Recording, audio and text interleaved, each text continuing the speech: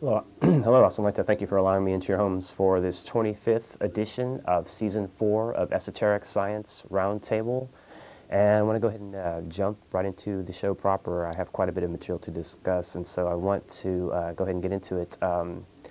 Today I want to discuss the Latin word Lucifer, and I want to get into some of the origins of that word and some of the meanings that have become attached to that word over time, and kind of try to clear some of that up a bit and try to tie that together in some relations as well, and try to get a bit more understanding as to how the term originated and how it became at least dual in its meanings and interpretations. And so I want to start by considering, again, that the word Lucifer is a Latin word. Its origins are Latin. It comes from lucis, meaning light, and fere, meaning to carry. So you get from lucis and fere, the light carrier, the light bearer, which is Lucifer.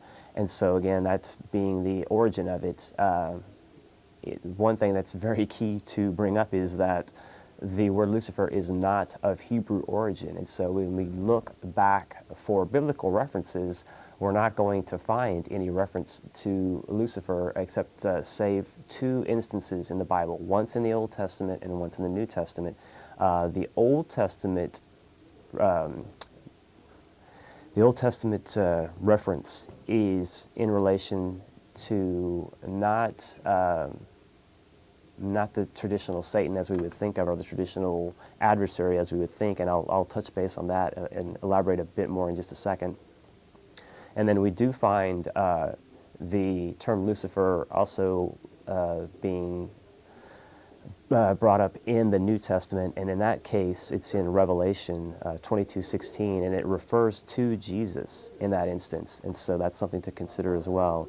So again, the idea of Lucifer being the adversary or equal to Satan has only occurred in more recent times, and so I do want to consider that. And in relation to two particular individuals, and so I will be reading somewhat from either interpretations of the writings or from the writings of these persons themselves to help, again, clear this up a bit, again, from the horse's mouth, so to speak. And the two individuals that I want to bring up in this context are, in the first case, I'm going to bring up Albert Pike, who many may know as a very famous Mason, very famous Freemason that had quite a big influence, in particular on the southern jurisdiction during the Civil War times, and he actually fought in the Civil War for the South. He was a pretty well-rounded gentleman, wrote and read quite a bit, and he's probably most well-known for a book that is called Morals and Dogma, and that is often vilified by folks that want to demonstrate or try to seek to point out that there's some nefarious aspects to Masonry, and that there should be caution in being involved in Masonry or in the study of it. One should be concerned and look for these kind of indicators. And I would agree that one should, in any kind of delvings in or any kind of study, one should look in to things as fully as they're able to, and look at origins as fully as they're able to, and then make a fully informed decision based upon all the information that you can bring to your disposal. And so that, again, that's encouraged in any educational endeavor when you're trying to find out about something, to jump in and try to, again, hit it from every angle that you possibly can in order to find out as much as possible in the most comprehensive and accurate interpretation you can pull together as well. So that's important. And so Albert Pike is the first individual I'm going to bring up. And then also Helena Blavatsky, who was one of the co-founders of the so-called Theosophical Society, and that began in 1875. And so both of these writers were writing in an age that the style of writing is vastly different from today, and so that doesn't change the fact that the interpretation of the word Lucifer was what it was and currently is back during that time as well. But there is a more classical, if you will, interpretation to that word, and so I want to again get into that somewhat and bring up within the writings of these two individuals, in the context of the writings, the word Lucifer as it's used, and again try to get into some of the nuts and bolts as to why this decision was made to use the word Lucifer in both these cases. And so the first quote I'm going to use is, and please bear with me, I have to read a little bit today. So the first quote is from Morals and Dogma from Albert Pike. And the quote is, "Lucifer, the son of the morning.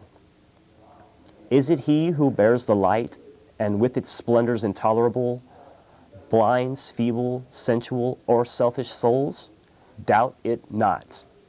And so in essence he's saying, is this Lucifer, this son of the morning, this light bearer, does he blind the feeble, the sensual, and the selfish souls of men with its splendors intolerable? And he says, doubt it not. And I would say also that, yes, one delves into these esoteric topics and tries to gain or glean the inner meaning, one will come to perhaps these considerations as well. That the very condition of the Luciferic energy or quality, and I don't think of Lucifer in terms of a being or an old scratch or some horned being or some evil entity. I think of the Luciferian energy more so, and that in context of, again, more of an energetic as opposed to something incorporated in some corporeal person, some embodied in some being. And so again, I don't think there is a Lucifer per se in that sense, and that's my slant on the whole thing.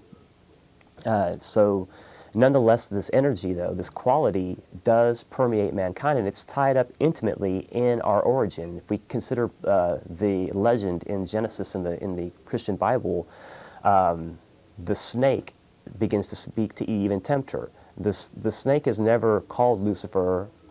It's referred to as the snake or the serpent, as well as I've been able to ascertain. And so again, that would not be a reference to Lucifer per se in Genesis, but that it does relate this myth, this story of this energy, this energetic coming into mankind, and that this Luciferian mythology is intimately tied with the evolution of mankind, in that we on this planet as humanity and all things in manifestation are essentially condensed light. And so we are, in essence, light bearers at that level. And there's an intermixture or an admixture of light that is animated by fire that tells the whole creation story in just those two words, really, if we consider it at that level. But nonetheless, we as light beings, light bearers, have an opportunity to refine the quotient or the proportion of light within our physical bodies. And so we have the denser physical nature and we have our lighter light components.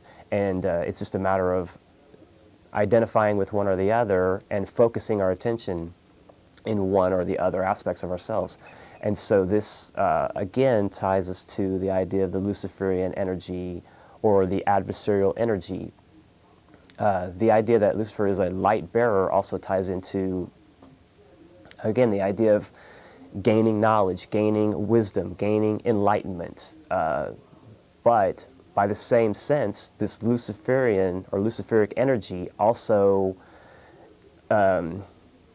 catches up our pride and our boastfulness and our desires, and our selfish wants and whims as well are characterized by this Luciferian wanting of knowledge. It's a rebellious quality as well that is very much firmly entrenched in our humanity and rears its head, in a sense, if you will, from time to time. And I think one great example would be during the Revolutionary War, when we broke away from England, at some level at any rate, that spirit, that Luciferian impulse was very much enacted through those members, those early founders and framers of our nation here on this continent. And so they also were mostly Masons, and so I think they understood this light in this context as well, and they were seeking to enlighten and uplift humanity through these endeavors to form a nation that would be based on these principles. And so that is their response to this energy, and it is right and proper that it would find its way to the American continent, or to the American continent, the North American continent at that time. And so I want to read a bit from a book called A Pilgrim's Path by John J. Robinson, and this is somewhat of a response to the Lucifer quote by Albert Pike. And I don't have anything from Albert Pike himself to, you know, kind of explain or elucidate on his choice of the word Lucifer, but again, I do tend to think that he used it in the classical sense as a light bringer or illuminator, as opposed to some kind of nefarious evil entity. And so let me go ahead and begin, and bear with me please as I read a bit here. Nothing thrills the anti-Mason as much as Pike's references to Lucifer. Most Christians reading this will immediately recognize Lucifer as the fallen angel, as Satan, the ruler of hell. Why then does Pike express his surprise in the words, Lucifer, the light bearer? Strange and mysterious name to give to the spirit of darkness, Lucifer, the son of the morning. Is it he who bears a light, and with its intolerable light blinds feeble, sensual, or selfish souls? He is upset, referring at one point to the false Lucifer of the legend. What false legend? And this is John J. Robinson speaking about his own search. I set out to learn for myself, and what I learned may upset many Christians who have to be told that the King James Version of the Bible, which they revere as the literal, precise, and correct work of God, is not always so. Some of the error in it was quite deliberate, including the biblical designation of Lucifer as Satan, along with the concordant story of a fallen angel. It is difficult to anticipate the reactions of some believers on being told that there are gross mistakes in the King James Version, but please do not throw this book across the room in disgust until you have read a bit more. Lucifer makes his appearance in the 14th chapter of the Old Testament book of Isaiah, at the 12th verse, and nowhere else in the Old Testament. How art thou fallen from heaven, O Lucifer, son of the morning? How art thou cut down to the ground, which didst weaken the nations? Okay, and getting back to what I touched on at the beginning of the show, the first problem is that Lucifer is a Latin name, so in a Hebrew or Aramaic text, it's certainly out of place to have a Latin or originating word, to say the least. Okay, so the first problem, Lucifer's Latin. So how did it find its way into the Hebrew manuscript written before there was a Roman language? To find the answer, I consulted a scholar at the library of the Hebrew Union College in Cincinnati. What Hebrew name, I asked, was Satan given in this chapter of Isaiah, which describes the angel who fell to become the ruler of hell?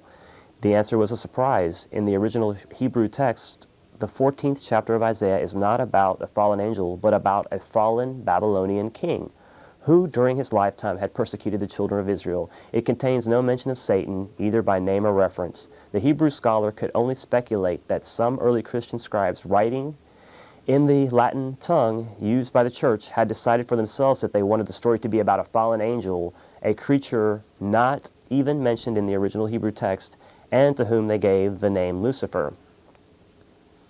And also, why Lucifer? In Roman astronomy, Lucifer was a name given to the morning star, the star we now know by another Roman name, Venus. The morning star appears in the heavens just before dawn, heralding the rising sun. The name derives from the Latin term lucifera, bringer or bearer of light. In the Hebrew text, the expression used to describe the Babylonian king before his death is Helal, son of Shahar, which can best be translated as day star, son of the dawn. The name evokes the golden glitter of a proud king's dress and court, much as his personal splendor earned for King Louis XIV of France the appellation the Sun King.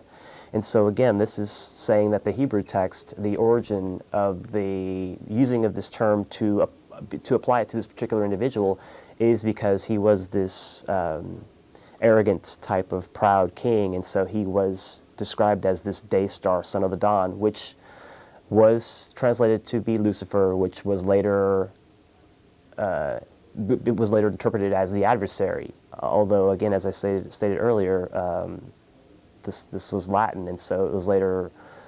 It had to be added after the fact because the original was in Hebrew or Aramaic. Okay, so let's see.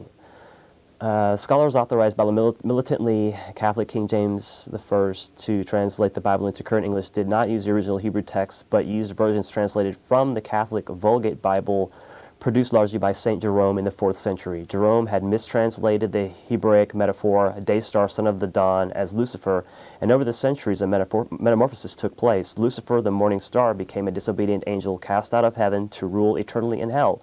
Theologians, writers, and poets interwove the myth with the doctrine of the fall, and in Christian tradition, Lucifer is now the same as Satan, the devil, and ironically, the prince of darkness. So Lucifer is nothing more than an ancient Latin name for the morning star, the bringer of light. That can be confusing for Christians who identify Christ himself as the morning star, a term used as a central theme in many Christian sermons. Jesus refers to himself as the morning star in Revelation 22:16. And the quote is, I, Jesus, have sent mine angel to testify unto you these things in the churches. I am the root and the offspring of David, and the bright and morning star. And so this would be, again, referring to Christ as the Alpha and the Omega, as the beginner and the ender of this particular cycle. And I think that is appropriate. And this quote solidifies or verifies or corroborates that. And so there are those who do not read beyond the King James Version of the few quotes, do not read beyond the King James Version of the Bible, who say Lucifer is Satan, so says the Word of God, while others with knowledge of the Latin and Hebrew texts say, no, Lucifer is the classical Roman name for the morning star, and now Jesus is the morning star. And this discussion can only anger certain fundamentalists, especially those that believe in the infallibility of the King James translation of the Bible. And so, let's see. The last thing from this I want to borrow, let's see here. And to the point, the verse in the King James Version, again, Isaiah 14:12, that begins, how art thou fallen from heaven, O Lucifer, has now been translated directly from the Hebrew in the New English Bible as how you have fallen from heaven, bright morning star. There is no mention of Lucifer, no reference to any disobedient angel plunging to hell, nor should there be. The emphasis here should be on intent. When Albert Pike and other Masonic scholars spoke over a century ago about the Luciferian path or the energies of Lucifer, they were referring to the morning star, the light bearer, the search for light, the very antithesis of dark satanic evil. So, in essence, backwards completely reversed, and the intent was completely the opposite of what has been ascribed to the term Lucifer in our popular day and age. And so that's something to consider. And so John J. Robinson finishes up by saying, still I believe that Pike was wrong to use Lucifer in the scholarly sense. I remember an old man saying to me years ago on a different subject, it may be correct, but it just ain't right. And so I have to also kind of go along with that as well, in the sense that Pike, knowing, as much as he did and being the educated individual that he was, should have taken that consideration that it would be taken in that context as the more current interpretation of the term Lucifer, the light bearer, as the adversary, as Satan, as evil incarnate. And so for Pike to have used that term in that context, again, I do feel is a bit irresponsible. But it's kind of like, and it's a Luciferian use of the word Lucifer too, in the sense that it's an arrogant use of the words. It's a showing off in the sense that being verbose and being using terms that are so antiquated and arcane are not going to help get your message across. And if you want to just show off on how and I've been accused of this myself, so I've tried to improve that over the show as the show progresses, and try to clarify this more so for folks, so that I can get this out to more people. But nonetheless, that's not the best quality of an interpretation of something, is to use every big word at your disposal just to completely bedazzle and confound folks. That is a Luciferian mentality, and so. Maybe we can accuse Albert Pike of being Luciferian in that context at some level. So, again, the use of that word should be taken with a grain of salt. And if people really want to look at the origin of that word, I think it would only help them to delve in a bit and understand more so. Now I want to get on to Helena Blavatsky, much maligned as she is and was.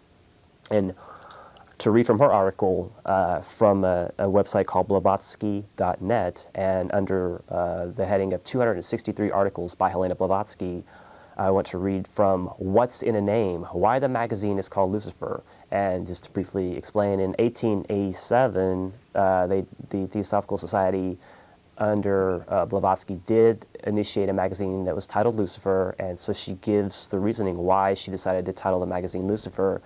Again, using the classical interpretation, but obviously knowing that this is going to raise, the ire of certain individuals. But this was Blavatsky's intent. Blavatsky never shirked from confronting people with what she firmly believed to be the truths and the facts of the matter, and just to blunt force trauma with the facts, and just relentlessly hammer you with the facts. So, I mean, that's maybe one flaw, I suppose, or one analysis of her methods that may not have been the best way to proceed. But nonetheless, let me go ahead and, again, please bear with me as I read from Helena Blavatsky and her interpretation or explanation of the reasoning for naming the magazine Lucifer. Now, the first and most important, if not the sole object of the magazine, is expressed in the line from the first epistle to the Corinthians on its title page. It is to bring light to the hidden things of darkness, to show in their true aspect and their original meaning, in their original real meaning, things and names, men and their doings and customs. It is finally to fight prejudice, hypocrisy, and shams in every nation, in every class of society, as in every department of life. The task is a laborious one, but it is neither impracticable nor useless, if even as an experiment. And so again, the object of this magazine was supposedly to bring light into some of these not so well discussed or not so well known areas, and to, again, to really force people to face the issues. Okay, so continuing, thus for an attempt of such nature no better title could ever be found than the one chosen. Lucifer is the pale morning star, the precursor of the full blaze of the noonday sun, the Eosphoros of the Greeks. It shines timidly at dawn to gather forces and dazzle the eye after sunset as its own brother Hesperos, the radiant evening star, or the planet Venus. No fitter symbol exists for the proposed work, that of throwing a ray of truth on everything hidden by the darkness of prejudice, by social or religious misconceptions, especially by that idiotic routine in life which, once that a certain action, a thing, a name, has been branded by slanderous inventions, however unjust, makes respectable people, so-called, turn away shiveringly, refusing to even look at it from any other aspect than the one sanctioned by public opinion. Such an endeavor, then, to force the weak-hearted to look straight in the face, to look truth straight in the face, is helped most efficaciously by a title belonging to the category of branded names. And so again, Blavatsky feels by using this branded name, this tainted title for her magazine, that she would have to force people to deal with the origin of this word and the real implications that she was seeking to bring out through the origin and intent of this magazine. I mean, she had a definite aim in mind with this magazine, to bring out a bunch of varying viewpoints, whether she agreed or not, and again, to bring light to these dark places. And so again, piously inclined readers may argue that Lucifer is accepted by all the churches as one of the many names of the devil. According to Milton's superb fiction, and this is referring to John Milton's Paradise Lost, Milton's superb fiction, Lucifer is Satan, the rebellious angel, the enemy of God and man. If one analyzes his rebellion, however, it will be found of no worse nature than an assertion of free will and independent thought, as if Lucifer had been born in the 19th century. This epithet of rebellious is a theological calumny on a par with that other slander of God by the predestinarians, one that makes of deity an almighty fiend worse than the rebellious spirit himself, an omnipotent devil desiring to be complimented as all-merciful when he is exerting the most fiendish cruelty, as put by J. Cotter Morson.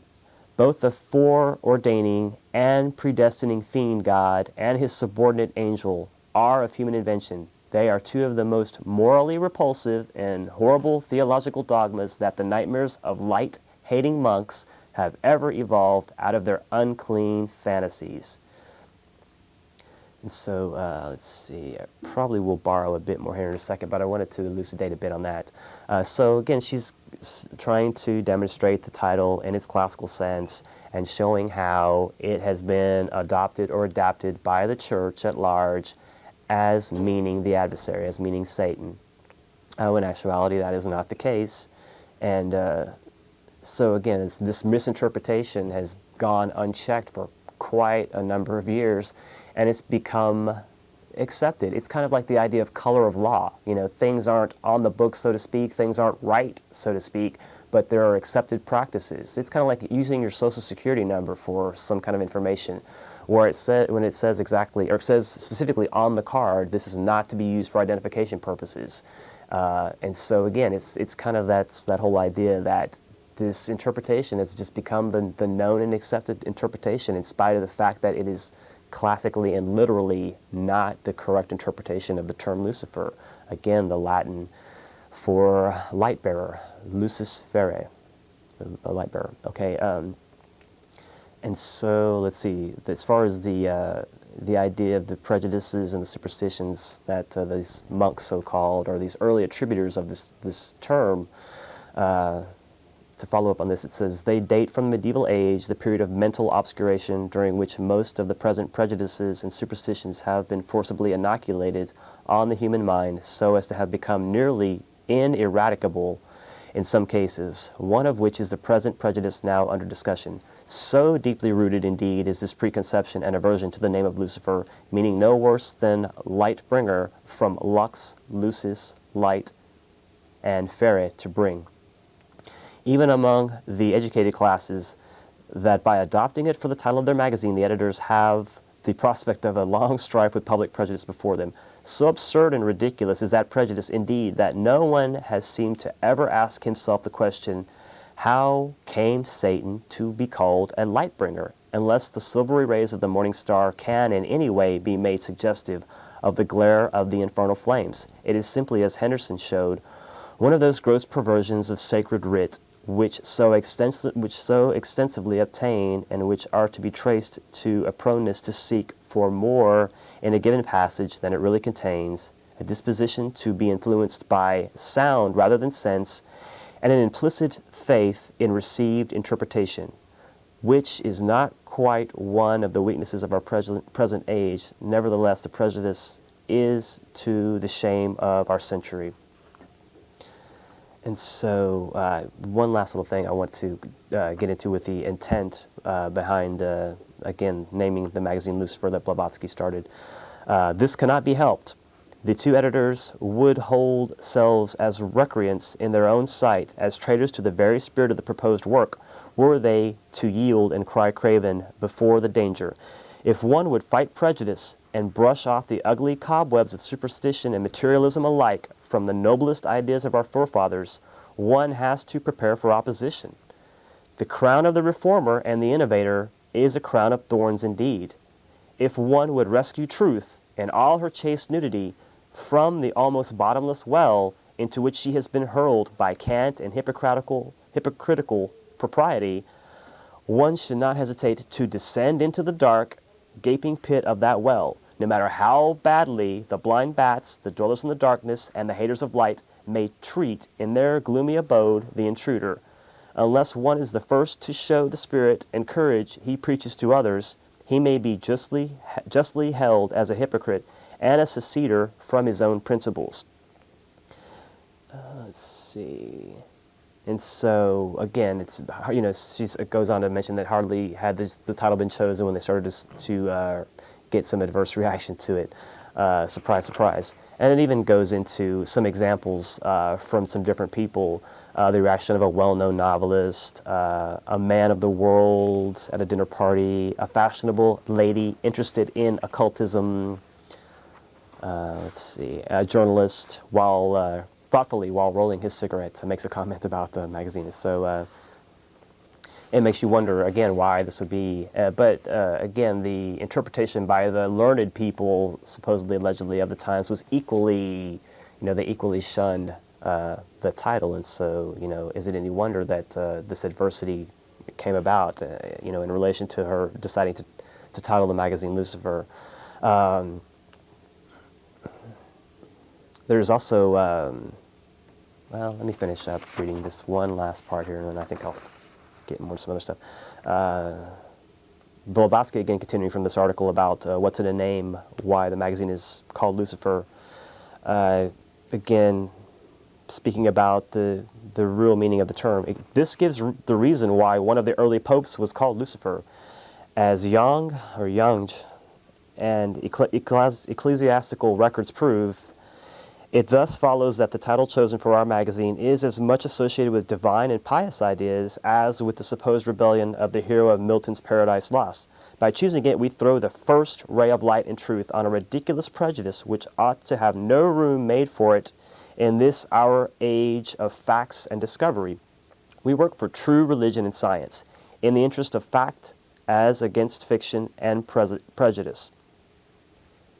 It is our duty, as it is that of physical science, professedly its mission, to throw light or facts in nature, hitherto surrounded by the darkness of ignorance. And sincere ignorance is justly regarded as the chief promoter of superstition.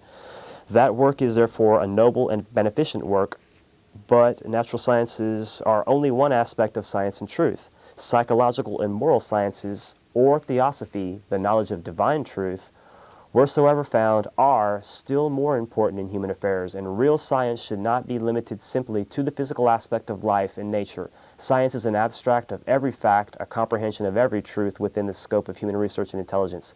Shakespeare's deep and accurate science and mental philosophy has proved more beneficent to the true philosopher in the study of the human heart, therefore in the promotion of truth, than the more accurate but certainly less deep science of any fellow of the royal institution. So again, considering that speaking from the times, this article is 1887, that again, Blavatsky felt a real compulsion to just kind of, thumb her nose at the establishment and to, in spite of people's opinions, about her choice of this word, just to go ahead and jump in with both feet and to call the magazine Lucifer. And again, going back to the term that the use of Lucifer by Albert Pike in Morals and Dogma, that complements the same spirit of the use of the word Lucifer for adapting it or adopting it for the use of the title for the magazine.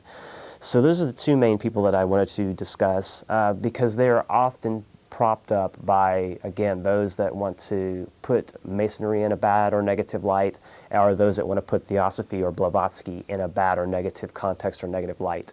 And again, we are speaking about light. We are speaking about the light bearer, Lucifer. Excuse me. And so I feel from my research and my own internal searchings and my own intuition and my meditations and contemplations that these two individuals are on the up and up, if you will, in their intents and their efforts to bring this information to the public, and that they truly were seeking to uplift humanity and truly seeking to instill brotherhood among men. I know Albert Pike is often tied in with being a founder or one of the founders of the Ku Klux Klan. And there is really no information that lends to that rumor that I've been able to dig up. And I have access to some information, likely more so than most of the so-called occult researchers that would be delving in and doing some work. So again, I can't say I'm the end-all, be-all source by any stretch. I do not consider myself an occult expert. I consider myself a student of the occult, and I consider myself, quite frankly, an occultist. But it's a learning process, and so, and even doing this show, didn't really feel comfortable doing this show, even though I thought about doing it for years. It's only just now that I feel like I've got enough of a grasp of the subject to be able to convey it publicly within this hour that I have available. So, again, these two individuals are often demonized. Again, with Pike being tied to the Ku Klux Klan, I haven't been able to find any evidence of that. I'm certainly open to any that I may come across, and if I do, I will bring that to light publicly by virtue of the show or otherwise. And again, try to elucidate these things, try to bring all points of consideration to bear on these issues so that we can look at it in the most comprehensive, well-rounded manner, and not leave anything out if we can avoid it. The one thing about Albert Pike that is known is that he did start the Prince Hall so-called Masonic, the Prince Hall degrees, or the Prince Hall Masonic tradition and its degree structure specifically for black folks, for black people. And in all honesty, he did write a letter explaining his intent behind that, and it also harkens back to the time, the late 1800s. And also, he was a Civil War general fighting for the South, but the Civil War was not about slavery, and so that needs to be held firmly in mind as well. So I'm quite confident that he would be cognizant of that as well, but that he did start the so-called Prince Hall, the Masonic tradition for black folks, specifically so that black people wouldn't join the Scottish Rite Masonic tradition. So yes, he started something for black people to uplift black folks, but he also did this with the reasoning in mind also that he did not want black people to, I don't know what the proper word would be, so to be involved with the Scottish Rite tradition. And so they were kept separate and kept at bay, in a sense, through that action. So it's dual in that respect. You know, it uplifted on the one hand, but it also helped to maintain some segregation on the other hand. And so I'm just trying to put this, you know, in the most objective terms that I can, according to my understanding of the subject matter. And so, you know, I'm not specifically pro Albert Pike necessarily. I'm pretty partial to Blavatsky, though, so, I mean, but if there are negative things about her, which, you know, there are negative traits that can be emphasized, as with any other person, that can be brought up. But I want to tie this back to another individual and their interpretation of this Lucifer title and this Luciferic energy, and that is Rudolph Steiner, the Austrian spiritual scientist who was actually born in what would probably be more closely considered the former Yugoslavia.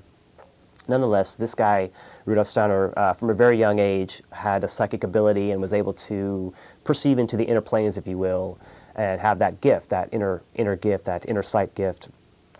And he became involved with the Theosophical Society. He became the German head of the Theosophical Society at one point in time. And he ultimately formed a group called the Anthroposophical Society, and he took what he gleaned from the Theosophical approach, also from his being initiated into Rosicrucian orders, that he also gained and gleaned and compiled his own philosophy. But again, very much based on, in many regards, what was derived from the Eastern-tinged Theosophy and the Western-tinged Rosicrucian tradition, that there was a meeting and emerging in his philosophy.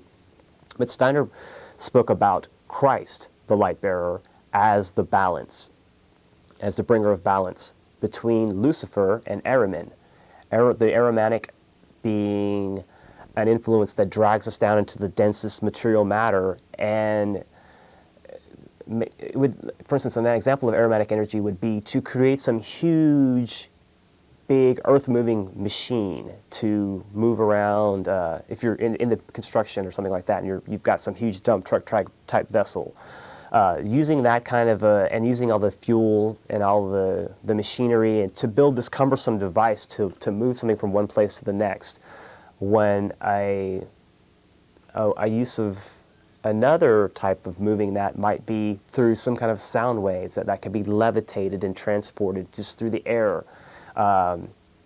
in that sense, and that wouldn't be so cumbersome. That wouldn't be there. This device would not have to be built or constructed or thought of in order to accomplish these ends. And then that might be a bit of a convoluted kind of example, but nonetheless, the Ahrimanic energy drags us down into the denser material nature, And it definitely ties us down to a slower way of thinking about things, and again, using tools to accomplish things as opposed to using our own innate inner nature to accomplish things. Conversely, the Luciferic energy will again can lend to an arrogant kind of interpretation, haughtiness, feeling smug and self-centered, and using any intelligence or using any using this energy, if you will, for selfish ends and for your own upliftment and betterment, as opposed to finding the balance between the Ahrimanic and the Luciferian, which is Christ. And there's a great statue, a huge statue, a wood statue, that portrays exactly this. That's that's part of in Dornach, Switzerland, the institute that Rudolph Steiner started.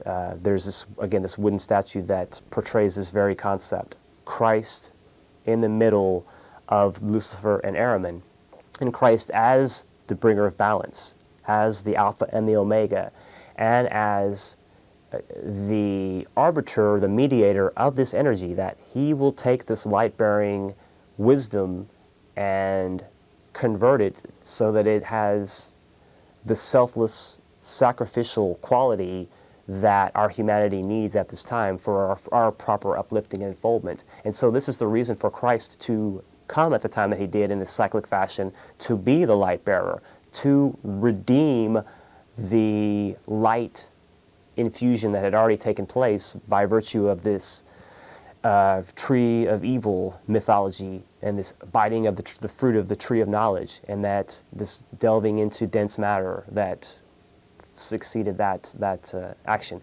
And so after that event took place and we fell from the graces of God in the garden, so-called, we had to go on this long journey to try to discern wisdom and try to find our way. And ultimately, we had other lesser teachers, and ultimately Christ became the light bearer, the redeemer that came on the scene at the time that he did in order to merge with Jesus, the man, for 3 years' work, in order to strike that balance, in order to establish the energetic quality that would redeem humanity through its light nature, its quality of light, its inherent light capacity. And so through Christ, we rework, reinvent, refocus, and reinvigorate that light. And we refire that focus towards the divine. And if we keep in mind one of the biblical phrases, our God is a consuming fire, this also ties us into the fire that animates or ignites this light-bringing or light-bearing quality. This all ties in, and these are very esoteric ways of trying to interpret the earliest origins of our humanity and the way in which our humanity became self-conscious. In actuality, or in essence, the eating of the tree of knowledge is a myth for us becoming self-aware, self-conscious, and being able to say, I am that I am, ultimately. And so that power did not reside in man until we were able to take in this so-called Luciferian energy and merge it within ourselves. And it did kind of run rampant throughout our human history early on, until we were able to gradually bring in the balance and recognize our adversary. Our adversary being, in essence, our own lower nature, our own being, and we are our own worst enemies in every respect. And so, based on previous karma and previous inclinations, souls found their way into incarnation at the time that they did for our evolution to continue to unfold. And we did take in this influence. We did take in this light-bearing influence in order to become self-conscious. We used it to great advancement, and much turmoil did erupt on the planet and throughout our human condition as a result of this merging, this fusion taking place. So we were able to gradually extract ourselves from this selfish search for knowledge into a sacrificial search for knowledge and wisdom, in which we use what we gain to uplift our fellow men. We uplift ourselves, we enlighten ourselves so that we can share and exchange and uplift our fellow men.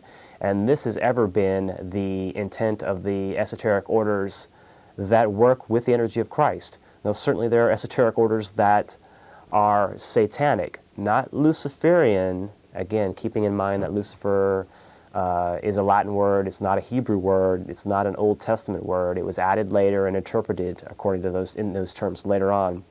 So the adversary has been with mankind forever and ever, and again, look in the mirror. The enemy is us. We have a lot of baggage that we have to carry that we're reluctant to relinquish. We're reluctant to give up our old entrenched methods. And until we can bring in the balance, which again is Christ, to shake up things, and we're going to be set in our ways. We're going to be set in these same patterns that we've been entrenched in forever. And so it's incumbent upon us to try to, again, illuminate ourselves, to uplift ourselves and uplift our fellow men. There are a lot of ways in which we can consider doing this. But learning about history and studying, again, the documentation and the origination of the documentation and the etymology, the origin of words, is very helpful. And so that ties in, again, intimately with all of this. Again, our history, we're bound and tied up in a history of the interaction of light and fire. We condense into a hologram, if you will. We are a light-focused pattern, a reflection of a higher intent. And so our holographic physical vessel is like a holographic inferno. And so this hologram is fired or animated through, again, this quality of fire. And so these things tie in, again, to the evolutionary process. Also, the aspect of the fires of desire ties in as well.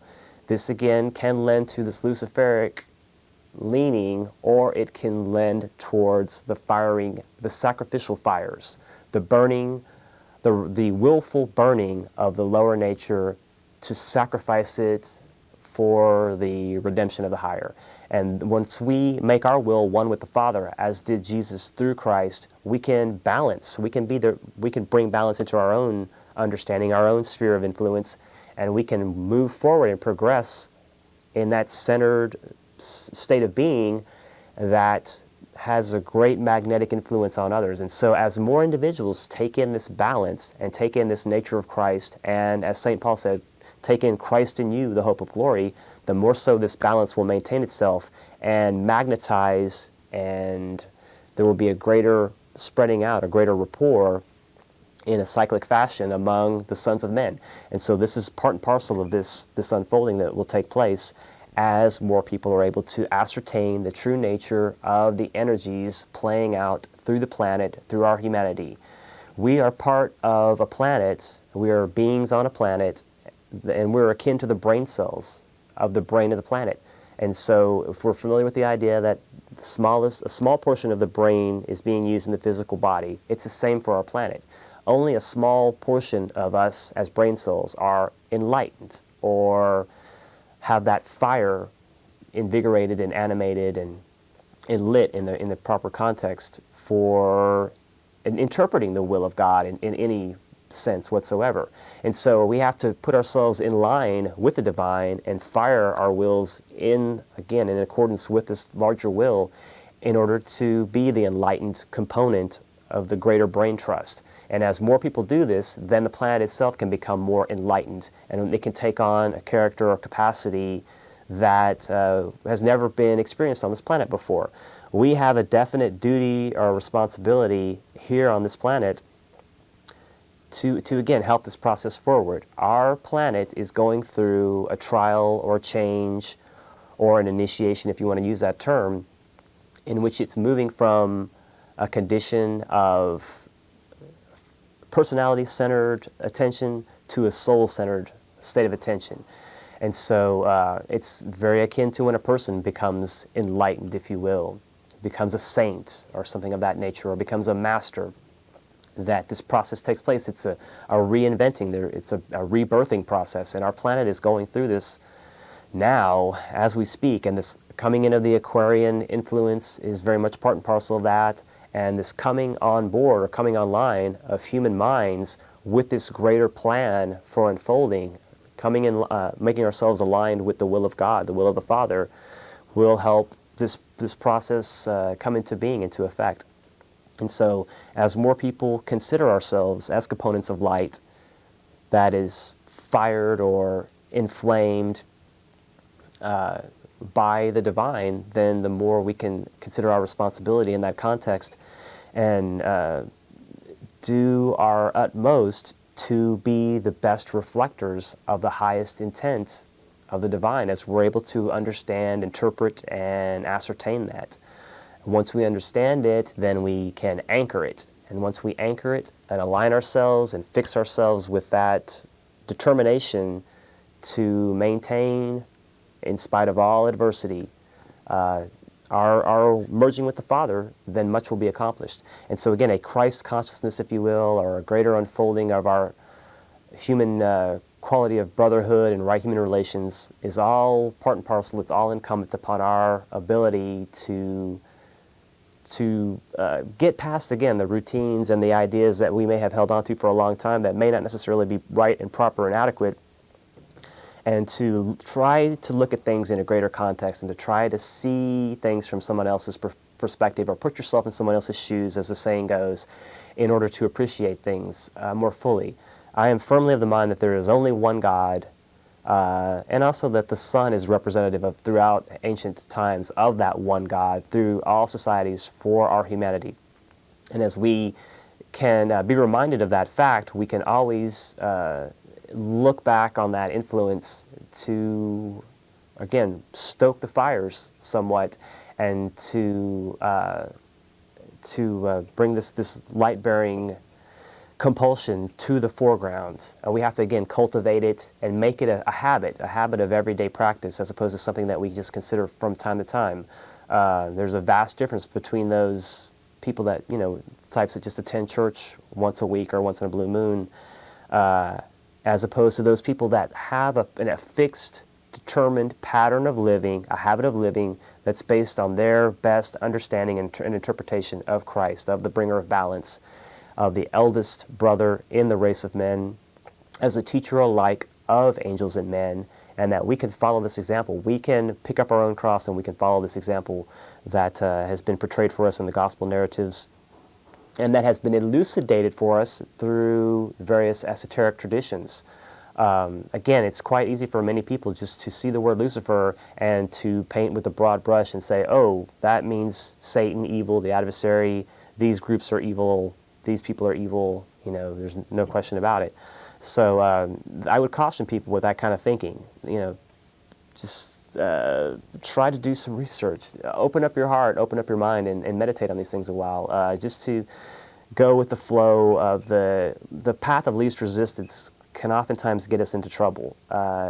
It's when we do the legwork and we do the research that we're going to find out more. And some people just don't want to know, and they're going to go on believing what they've been informed of. Other people have a definite ingrained sense of wanting to get to the bottom of things. And so I would encourage folks to try to delve in, and see what you can discern from this information, and look into perhaps Blavatsky.net, or check into MasonicInfo.com. Those are two sites I would recommend. I was able to glean some information for compiling this show today, and there's a wealth of information that can be gathered that will, again, but I would again ask people to focus on the intent. What is the intent behind any action? What was the thought behind the action?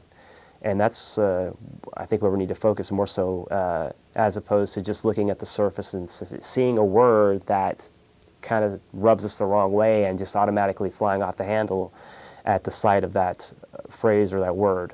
And so again, caution and discernment and education and all these things are helpful. I'm going to go ahead and grab a call real quick, Hello, caller, you're on the air. Hello? Yes, how are you? Hi. I was kind of curious. I guess I had called in last time, and I wanted to find out more about the Freemasons. And I think last time I didn't really get a good grasp, I guess, about Because I remember I told you that there was a show where they were showing that all Freemasons were bad. About Stephen F. Austin being a Freemason? Yeah, and all that kind of stuff that was going on, and I was like, okay, and I was just wondering what was the intent behind that, of saying that they were all satanic if you're saying that they're not and stuff. I mean... Well, again, there are different people that are going to research things, and they're going to pick and choose what they want to compile to prove their point. And I'm really trying to just lay this thing threadbare and say, hey, look, these are the writings, these are what these people said in their own words, or these are pretty reliable interpretations of what they likely meant by fellow Masons. And everything I've given you today is related to people that were related to Masonry at some level. And so the main thing that people say, well, they're evil for was because they use the term Lucifer in certain contexts. And if hopefully you've watched the bulk of the show and some of the explanations and the origins of that word I've given, it really is not meant to mean Satan.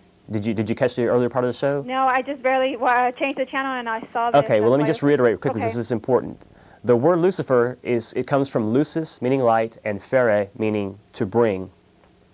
That is a Latin term, but you find in the Bible the word Lucifer. Well, how can that be? Because the Bible is from Hebrew and Aramaic. The Roman language didn't exist, so it had to have been added in later. And so the interpretation and the word Lucifer was brought into the Bible after the Roman days. It couldn't have been brought in during the Hebrew days. There is one reference to Satan in the Bible. And let me see if I've got it handy again, and I can reread that for you real quick. It has to do with, well, let's see here. I don't have, oh yeah, here it is. Okay, this is the only quote from the Old Testament. How art thou fallen from heaven, O Lucifer? That's only part of it.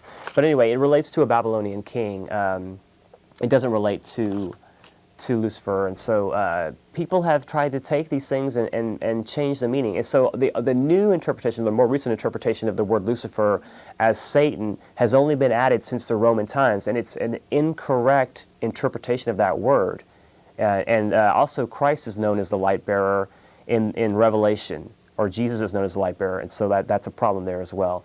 I'm going to have to let you go here because I don't have a whole lot of time left, but continue to watch the show, and I'll continue to try to bring these things out. And also the two websites that I mentioned as well, I would really highly recommend, if you have an opportunity, to try to check out Blavatsky.net, BLAVATSKY.net, or MasonicInfo.com, and that will, you can at your own leisure really delve into these articles and get the meat of the matter from, again, the horse's mouth.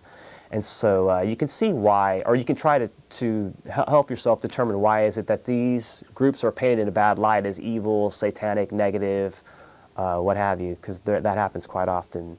Okay. Hello, caller, you on the air? Hey, Corey, this is Mike. Hey, how are you? I heard you had a birthday this week. Happy birthday. Hey, thanks. Brandy. Is there anything else you care about? I just really enjoyed it, though. I just wanted to call in and say good show. Okay. Hey, thanks a lot. I do appreciate that. Thank you so much. Yeah, I did get old earlier this week, as a matter of fact. Appreciate that shout-out. Thank you so much. Okay, I'm not going to be able to grab any more calls in the waning last minute here.